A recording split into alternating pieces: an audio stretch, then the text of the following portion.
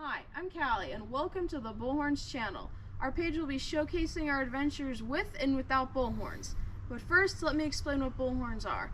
Bullhorns are a tool which will enable you to carry an array of accessories on your adventures. They have anti-theft properties built in which will prevent you from losing a set of lights to theft. Alright.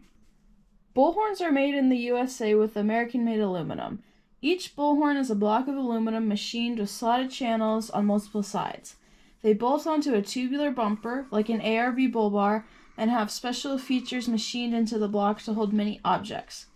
The leading edge hole can hold a flashlight or fire starter, but there is also a version of bullhorns without this hole.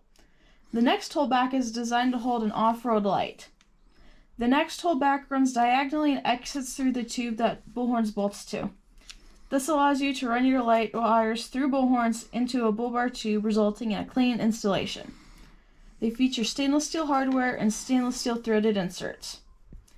The leading edge of bullhorns, if mounted in a standard form, allows objects like a high lift jack to be mounted in a safer fashion, driving a jack down away from vehicle occupants in the event of a crash.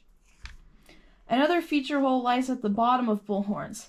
This allows a safety bolt to be attached, which prevents your accessories from sliding through the channel and out if not properly tightened. Within the channel slot, a secondary slot is machined in for bolt thread clearance. When a toolbox or utility box is mounted on the front face and locked, accessing the light hardware is impossible, making the light very difficult to steal. Anything mounted to the front face will make the lights hard to steal as well.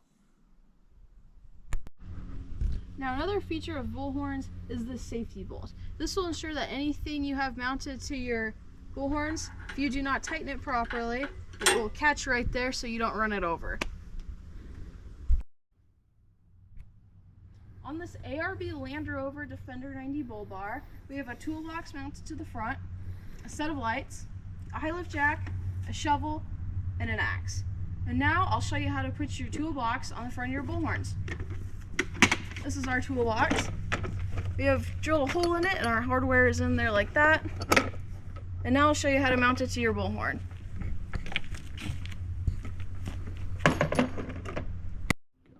And you just line it up, slide it in, tighten it down. And now you have a toolbox mounted to the front of your bullhorns. Bullhorns were designed with safety in mind.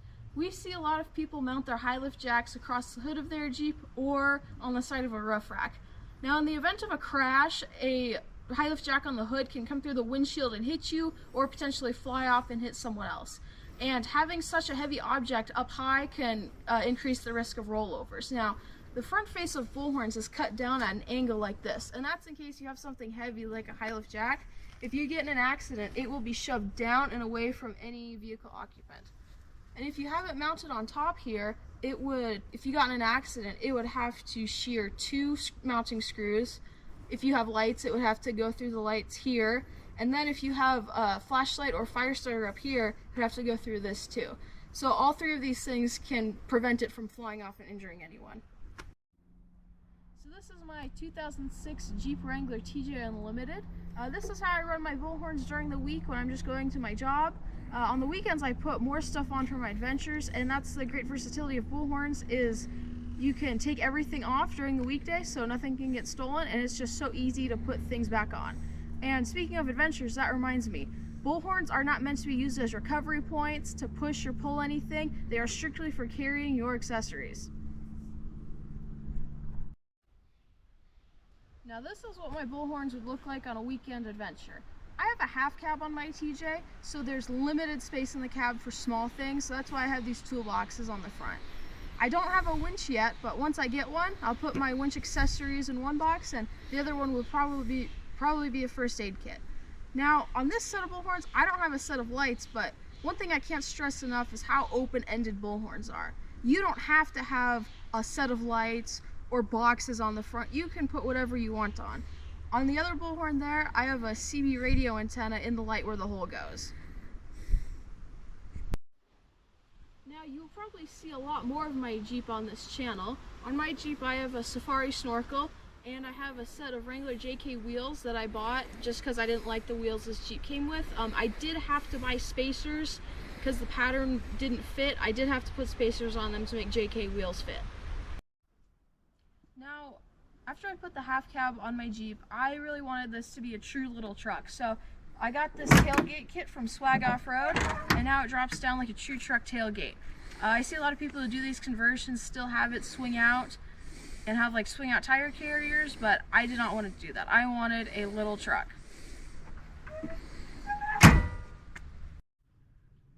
Now, Bullhornz are currently made for the 1 7/8 inch tube size, which is on ARB Bullbars. Now that fits these tubes on my Jeep Wrangler TJ, and also fits the tubes on the Jeep Wrangler YJ. Other vehicles they fit on are the Toyota Tacoma 1st and 2nd generation Bullbars, the Toyota FJ Cruiser Bullbars, the Toyota Land Cruiser 80 and 100 series Bullbars. It will also fit the Nissan Xterra and Frontier bumpers, and it will fit the Defender 90 Bullbar.